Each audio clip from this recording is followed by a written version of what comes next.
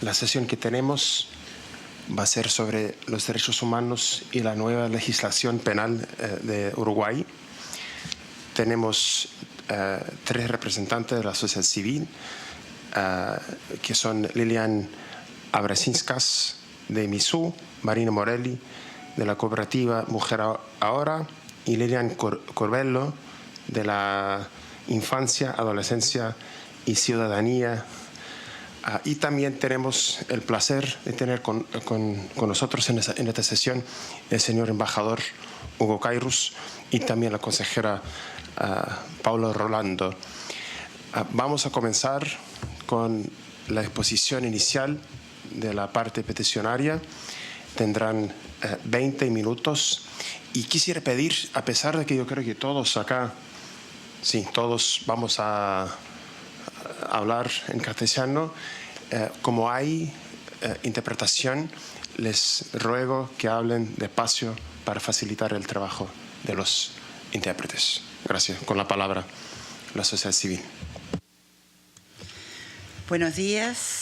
Las organizaciones peticionantes queremos en primer término agradecer a la Comisión Interamericana de Derechos Humanos la celebración de la presente audiencia. Venimos desde Uruguay, un país que ratificó los principales instrumentos jurídicos internacionales y ha aprobado múltiples normas en materia de derechos humanos. Leyes como la de matrimonio igualitario, fertilización asistida, cambio de identidad de género, interrupción voluntaria del embarazo, constituyen algunos de estos avances. También reconocemos y resaltamos la aprobación del nuevo Código de Procedimiento Penal que constituye una mejora del sistema penal en nuestro país. Sin embargo, Uruguay mantiene vigente un código penal que es una norma androcéntrica y patriarcal que no respeta la igualdad de género. Luego de 76 años sin que el país tuviera oportunidad de discutir integralmente un código penal, el Parlamento uruguayo comenzó en 2010 a trabajar un proyecto de reforma. Este proyecto fue el resultado de una comisión creada por la Ley 17.897 del año 2005, que no contó con la participación de la sociedad civil. Durante 4 años, y desde diversos ámbitos sociales y académicos, se presentaron importantes aportes a la comisión parlamentaria. Se realizaron actividades de análisis y debate, convocando expresamente a parlamentarios y parlamentarias. Se propusieron textos alternativos a la redacción proyectada y se formularon expresiones públicas en cuanto al grave retroceso que implicaba la aprobación de la reforma proyectada en materia de género. Sin embargo, la Comisión de Constitución, Códigos y Legislación General y Administración de la Cámara de Representantes no atendió las propuestas realizadas desde el ámbito nacional ni los compromisos asumidos en convenciones y tratados internacionales. Ante la inminente aprobación, la Institución Nacional de Derechos Humanos y de Defensoría del Pueblo emitió recomendaciones al Poder Legislativo sobre el proyecto del nuevo Código Penal. A su vez, más de 40 organizaciones sociales, redes que las nuclean y grupos de la academia, emitimos una declaración y llevamos a cabo un trabajo de incidencia que permitió la postergación de la aprobación de la norma y el compromiso de revisar el proyecto durante el mes de enero, lo que no sucedió en mérito a que la comisión parlamentaria no sesionó. Pese al compromiso asumido, el día 3 de febrero la comisión parlamentaria, sin previo estudio, resolvió su aprobación sin modificación alguna. Sin embargo, los plazos no permitieron que el proyecto fuese aprobado. Por lo cual, la nueva legislatura instalada el 1 de marzo tiene dentro de sus prioridades la aprobación del proyecto.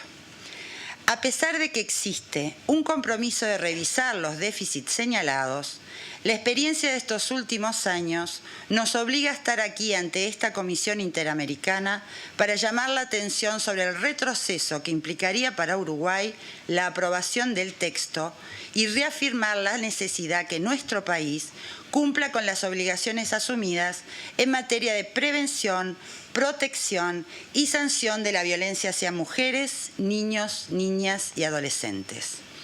El estado de situación de las violencias de las que son objeto las mujeres en Uruguay es congruente con el mantenimiento desde 1934 de un código penal inspirado en el de la Italia fascista de 1933, normativa que no respeta ni garantiza una serie de derechos fundamentales.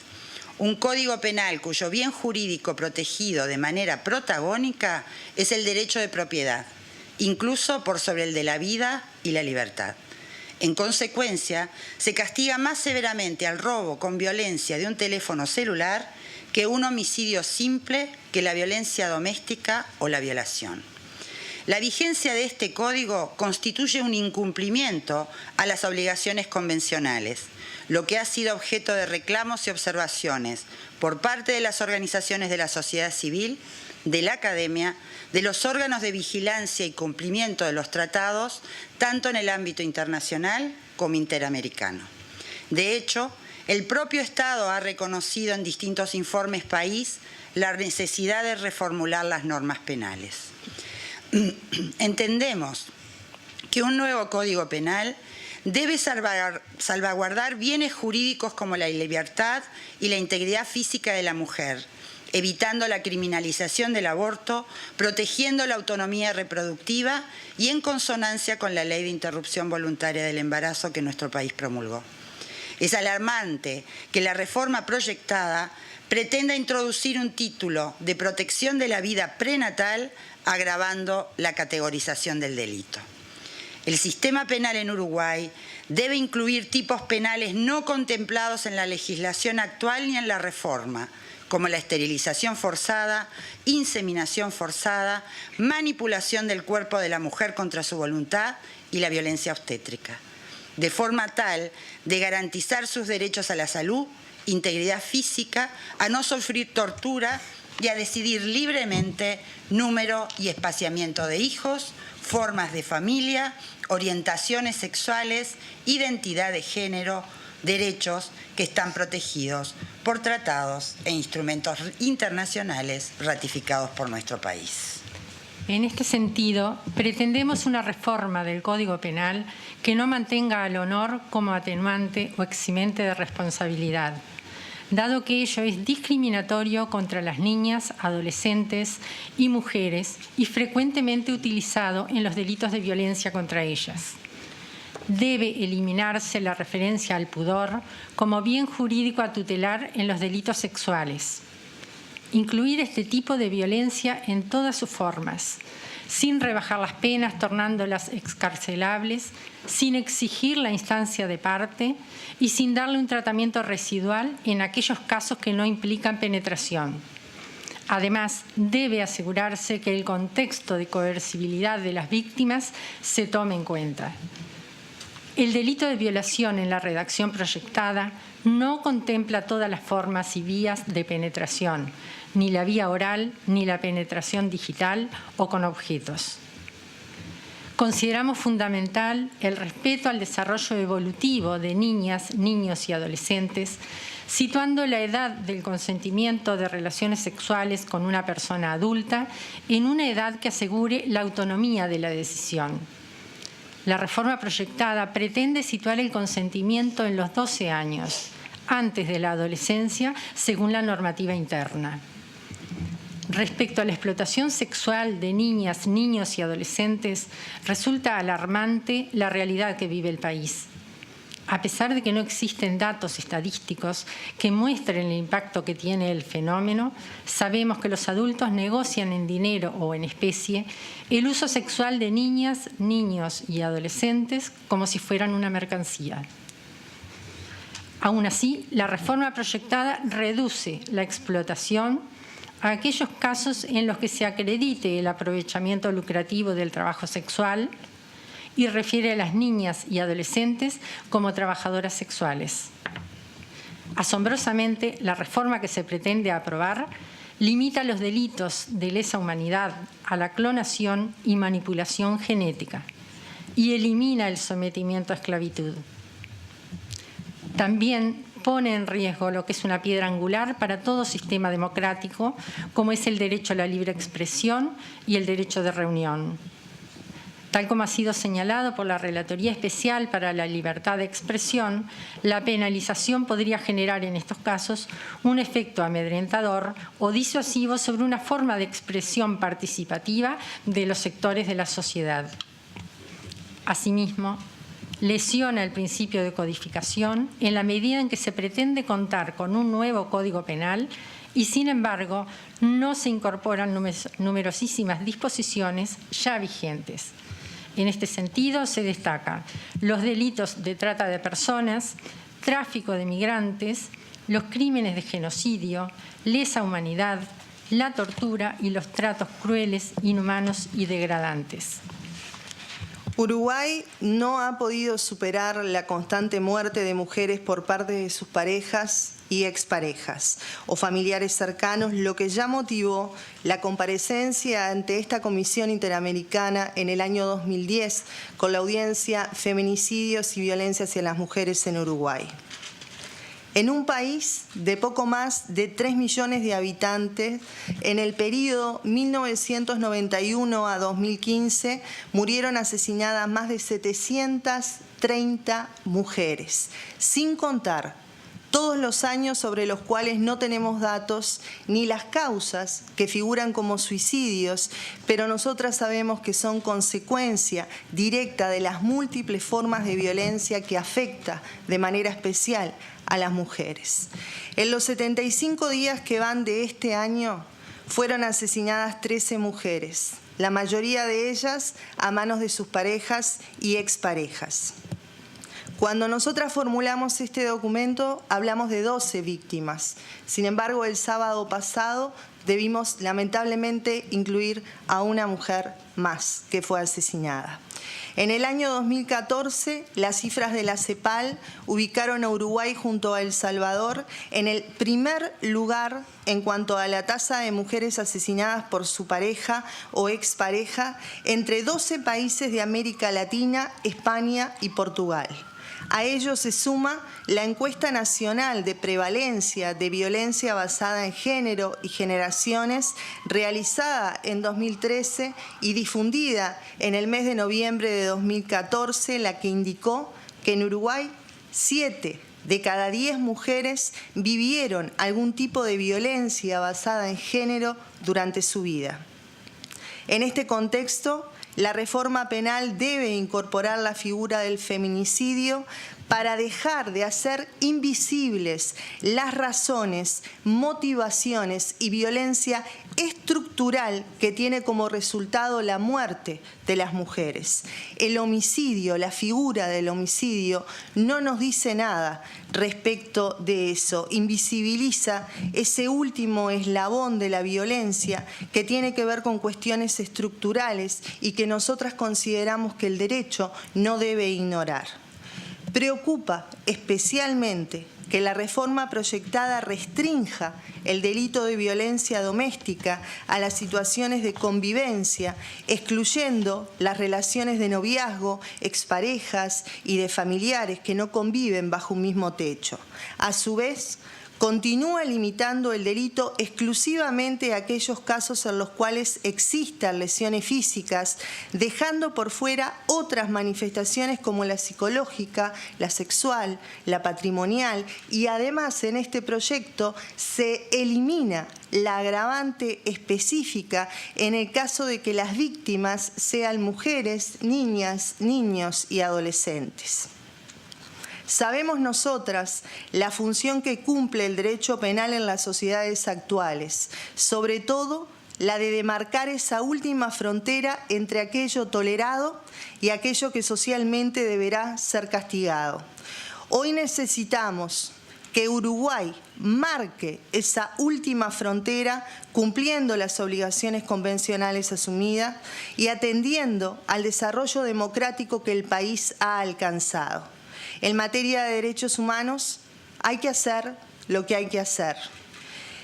Y no es aceptable promulgar leyes que den cuenta de lo que se pudo hacer de acuerdo al escenario o interés político circunstancial del momento. Es atendiendo al rol de promoción y prevención que ejerce la Comisión Interamericana de Derechos Humanos y tomando en cuenta, además, las recomendaciones que ha realizado a los Estados, que consideramos fundamental que se resalte la necesidad de que nuestro país apruebe una legislación penal que, en primer término, respete los derechos sexuales y reproductivos, evitando la criminalización del aborto e incorporando tipificaciones relacionadas con la esterilización forzada, la inseminación forzada, la manipulación del cuerpo de la mujer contra su voluntad y la violencia obstétrica. En segundo término, que esa reforma armonice los delitos sexuales, eliminando los estereotipos de género y abarcando todas las formas de abuso sexual. En tercer término, que no retroceda en formas delictivas ya legisladas, como la explotación sexual comercial, e incorpore las leyes sobre trata de personas, tráfico de migrantes y crímenes de genocidio, lesa humanidad, la tortura y los tratos crueles, inhumanos y degradantes. Y en cuarto término, que incluya en el delito de violencia doméstica todas las formas de violencia y se sancione penalmente la expresión más dramática como es el feminicidio. Sería para nosotras una contribución crucial que la Comisión Interamericana, a través de la Relatoría de los Derechos de las Mujeres, señale al Estado uruguayo a través de un informe preciso sobre cuáles son los estándares en materia penal para la prevención, protección y sanción de la violencia hacia mujeres, niñas y adolescentes, de modo que no se apruebe un código penal en contravía de las obligaciones internacionales que se asumieron en esta materia. Asimismo, nosotras consideramos fundamental que la Comisión dé seguimiento especial al proceso parlamentario de discusión de la reforma de este código que se lleva a cabo desde hace 5 años ya en nuestro país. Muchas gracias. Muchas gracias. Quisiera ofrecerle la palabra al Estado, señor embajador. Tendrán 20 minutos.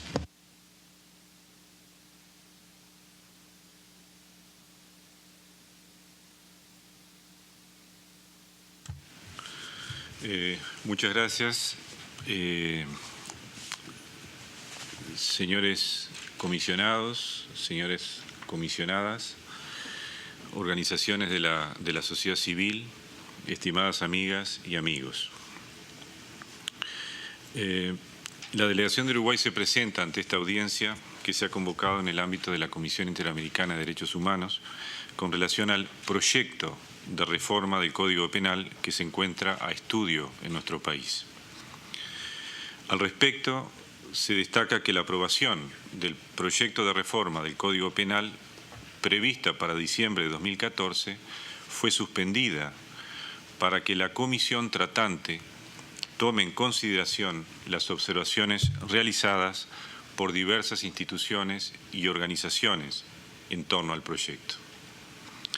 Entre las mismas se puede señalar la propuesta para penar la violación en el matrimonio o concubinato con o sin declaración judicial, los avances en materia de violencia doméstica, acoso sexual, abuso sexual, así como la eliminación de condicionantes que expresan estereotipos de género en el ámbito penal.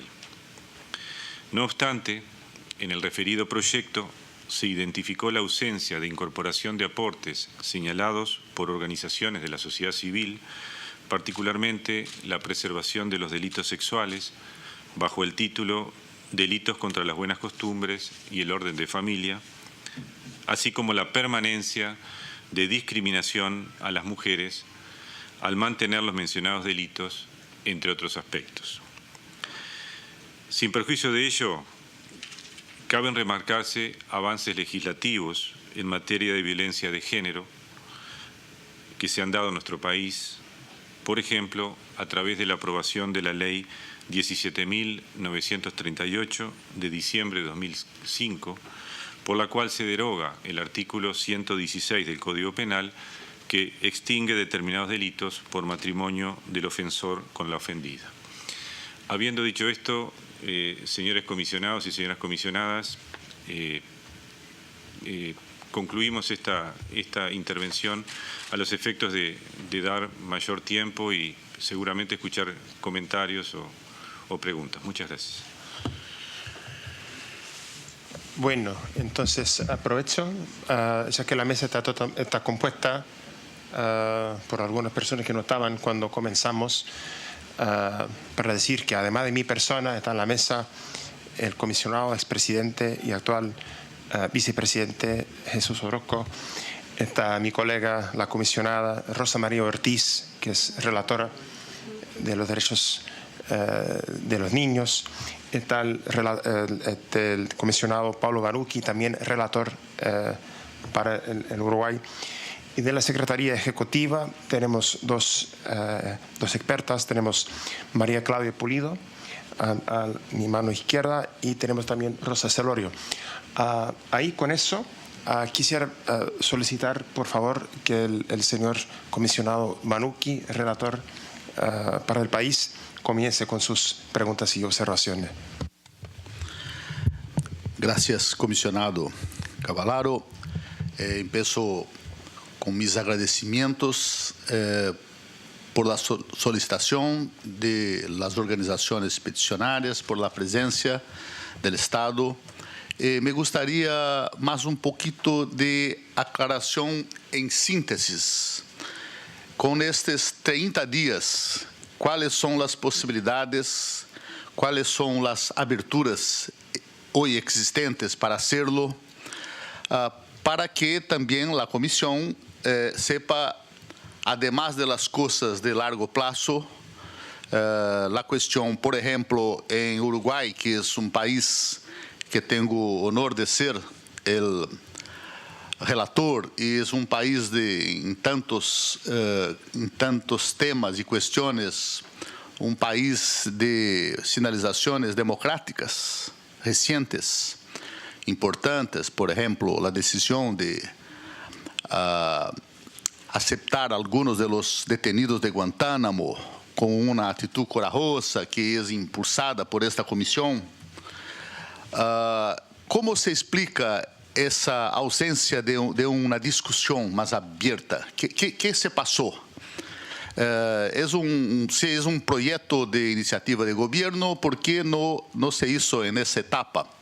Porque también Uruguay es, en síntesis, uno de los principales símbolos en la región de países que hicieron una muy importante transición de dictadura para democracias y democracias que tienen en sí también la idea de participación permanente de la sociedad civil en la misma elaboración de las proyectos de ley. Entonces, mi pedido a las peticionarias, al Estado, que más algunas aclaraciones sobre posibilidades, si en 30 días es posible hacerlo, si no sería recomendable un plazo más largo para tiempo de efectiva participación, ¿no? Yo pienso que en 30 días hay pocas condiciones, ¿no? Gracias. Muchas gracias. Comisionado Orozco, por favor. Sí, gracias, presidente. También expreso mi reconocimiento a las representantes de las organizaciones peticionarias por su presentación y que le da seguimiento a un tema que efectivamente ya había tenido a la vista la Comisión Interamericana de Derechos Humanos en algunos aspectos. Y también saludo la participación de la delegación del ilustre Estado del Uruguay. Evidentemente también hay un aspecto de procedimiento, llamémosle así, que ya mencionaba el comisionado relator, don Pablo Banucchi, que es en cuanto a esta oportunidad de haber, si se dio o no, participado en general la sociedad civil en cuanto al proceso legislativo. Mencionaba el embajador de que habría habido incluso un espacio de que, atendiendo a estas observaciones, se había aplazado la aprobación o la eventual aprobación o incluso de deliberación acerca del proyecto de reforma penal. Entonces quisiera si nos pudieran precisar qué oportunidades ha habido y efectivamente si ya se estaría dando esta participación de la sociedad civil en el proceso legislativo correspondiente. Y también tomamos nota de la preocupación que señalan las organizaciones peticionarias en cuanto a la observancia o no de estándares interamericanos en materia en dicha iniciativa de reforma legislativa con respecto a violencia doméstica o también los derechos reproductivos por parte de la mujer y en general la violencia sobre la mujer, que es algo que la Comisión Interamericana ha adelantado, incluso están estándares bien establecidos sobre el particular. Hay un aspecto que consultaría siempre con el mayor respeto y que le consultaría al Estado. Tuvimos efectivamente una audiencia en el año 2010 en donde hubo una participación activa incluso por parte de la delegación del Estado de Uruguay, reconociendo algunas cuestiones relacionadas con la violencia doméstica y el tema de la ausencia, llamémosle, de figuras penales como el feminicidio o incluso la ausencia de protocolos de investigación que sería importante incorporar para poder lograr la eficacia en la protección, primero de la mujer y también en cuanto al eventual procesamiento y sanción de cualquier persona que, particularmente cuando ha sido su pareja, que han sido víctimas de la violencia, la mujer. Entonces hubo una participación, recuerdo, tuve el privilegio de haber participado en esa audiencia pública y me llamó positivamente la atención cómo la delegación del Ilustre Estado de Uruguay de una manera muy franca reconocía esta ausencia y este compromiso como algo deseable, que es un mal que infortunadamente varios estados de la región adolecen en cuanto a la falta de una ausencia de una figura delictiva como el feminicidio y también la ausencia de protocolos de investigación que puedan lograr la eficacia para combatir la impunidad que predomina en la región, con honrosas excepciones, ¿verdad? Pero que es el caso. Entonces me gustaría conocer las razones que pudieran tener sobre el particular en el Estado y la situación que ya mencionaba del proceso legislativo. Gracias, presidente. Comisionada Ortiz. Muchas gracias, buenos días. Disculpen que llegué un poco tarde. Un saludo a los representantes del Estado y de la sociedad civil del querido país de Uruguay. Como dijo mi colega Banuki, tenemos mucho aprecio por Uruguay en la región. Yo soy de Paraguay y valoramos los buenos ejemplos que da Uruguay a la región y al mundo. Como relatora de derechos del niño estoy súper interesada en todo el proceso de aprobación de un nuevo código penal. Es importante que se dé el tiempo para la discusión en profundidad de todos los temas más relevantes y me gustaría saber cuál es la posibilidad de que las organizaciones de la sociedad civil puedan participar en la discusión del código, si existen suficientes espacios para esa participación o si la comisión debería recomendar algo en relación a esto. Y como relatora de derechos del niño, quisiera referirme a la importancia de darle el espacio necesario a la discusión antes de aprobación de un código tan importante, porque el Código de la Niñez y la Adolescencia en Uruguay, a mi criterio, le faltó justamente esa profundización para una adecuación completa a los tratados internacionales de derechos humanos. Y esto tiene después repercusión en las políticas y en las adecuaciones institucionales a los derechos humanos. Con un gran placer acompañamos el éxito en el resultado del referéndum que impidió la baja de la edad de responsabilidad penal adolescente y demostró un compromiso de la población del Uruguay. Fue un trabajo difícil, pero lo lograron y esperamos que en este nuevo código no se vea afectado ni haya retrocesos en esa materia. Sin embargo, parece ser que existe una preocupación en relación a la adecuación que tiene que ver con la protección de los niños, adolescentes y las niñas y adolescentes en relación a la explotación sexual. Y en ese sentido me pregunto si las observaciones del Comité de Derechos del Niño sobre el protocolo sobre venta de niños, explotación sexual y utilización de niños para pornografía, si se está teniendo suficientemente en cuenta para la elaboración de este Código Penal, porque es fundamental la aplicación de ese protocolo.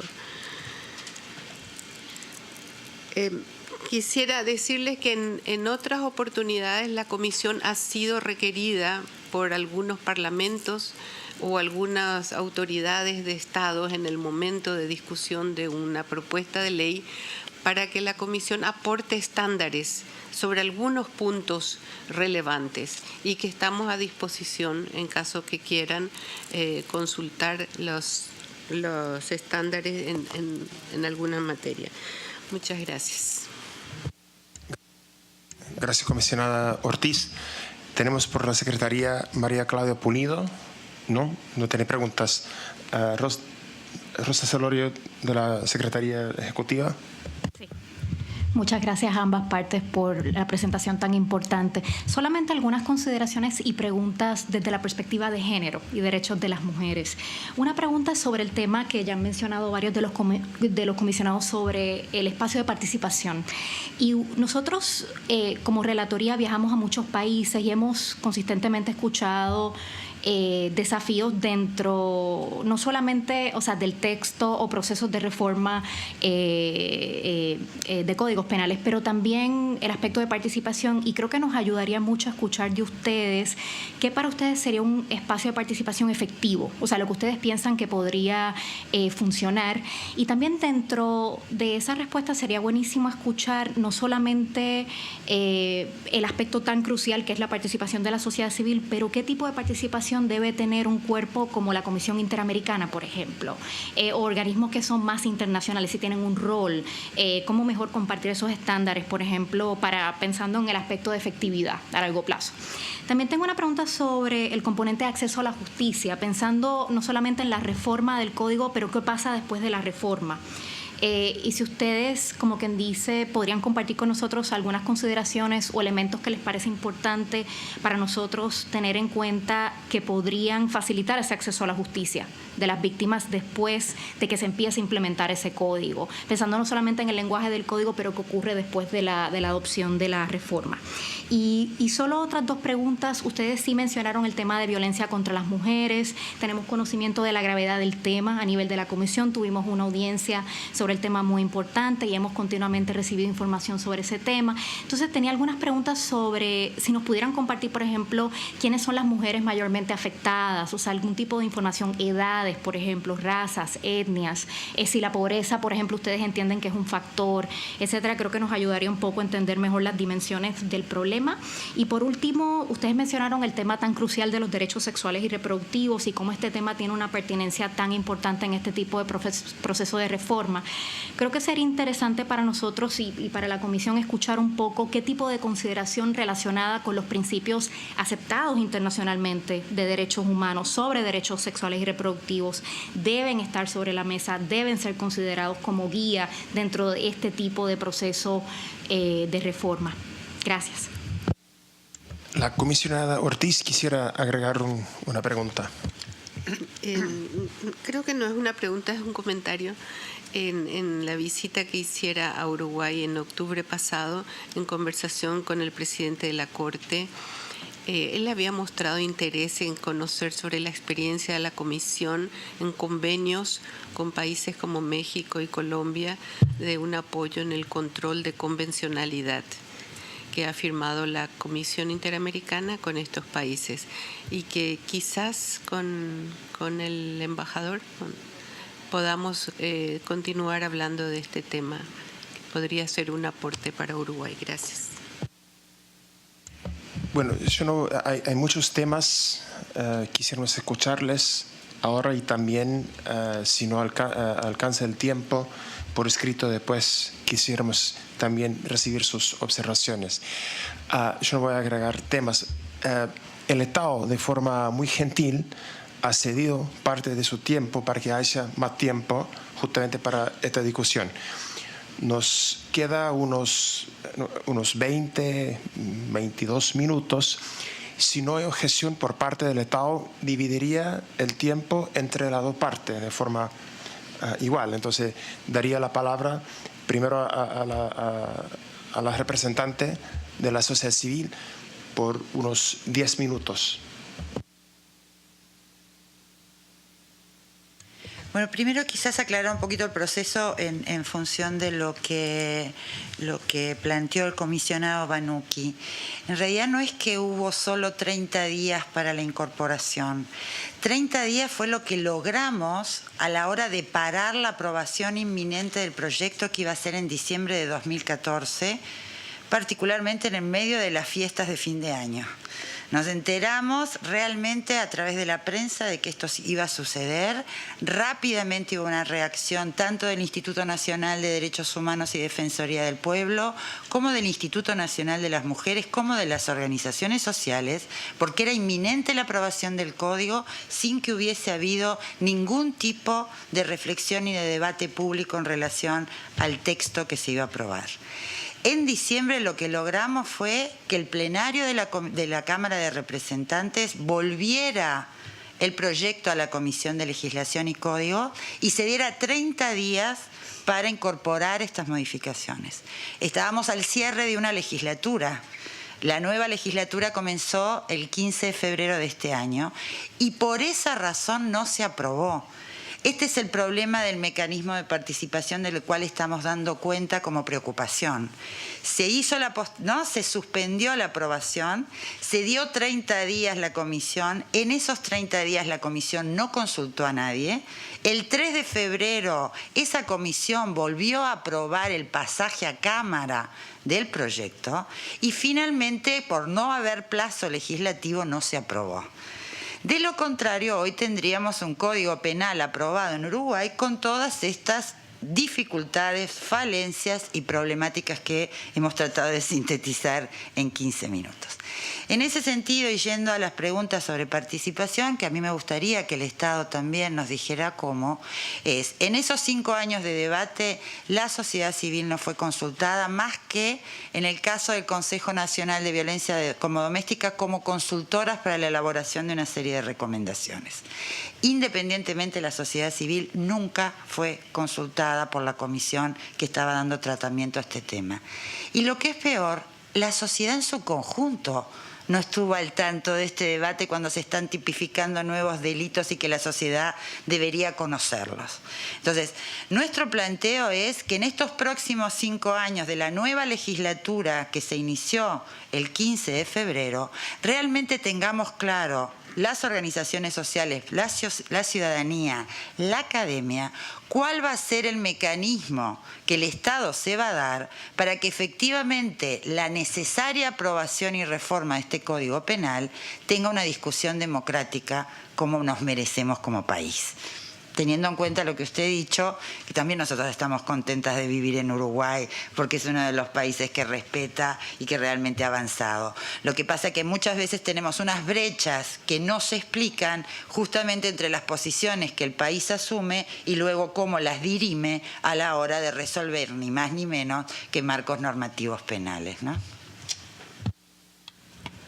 Agregar en ese punto que más allá de que la comisión no nos convocó como organizaciones de la sociedad civil en ningún momento, nosotras, muy porfiadas en nuestros objetivos, hemos generado innumerables instancias, algunas que se desarrollaron en el propio edificio del Parlamento, invitando expresamente no solo a los integrantes de la comisión redactora de la reforma del Código, sino a parlamentarias y parlamentarios en general, algunas de las veces fueron. También se acercaron textos alternativos a la reforma proyectada y nada de ello fue tomado en cuenta en su momento.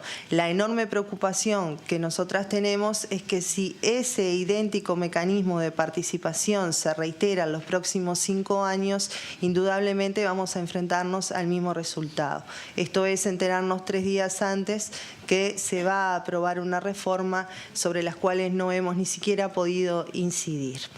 En otro término, en cuanto a las violencias, decirles que efectivamente las organizaciones que trabajamos en materia de derechos humanos de las mujeres seguimos manteniendo exactamente la misma preocupación que trajimos en el año 2010, porque el sistema de justicia no da respuesta inmediata, oportuna ni eficaz en torno a los casos de violencia hacia las mujeres, y en muchos de los casos que han terminado con la muerte de estas personas víctimas, nosotros hemos corroborado que con anterioridad a ser asesinadas, las mismas habían acudido al sistema judicial o a la policía a solicitar garantías a su vida, a solicitar protección, pese a lo cual, luego de ello, fueron igualmente víctimas de feminicidios. No existe un protocolo unificado en Uruguay respecto a cómo actuar en esta materia. El Estado funciona a impulso de la buena voluntad de las personas que ejercen el cargo en determinado tiempo, por lo tanto no es una política estatal, sino que encontramos enormes diferencias dentro del Estado.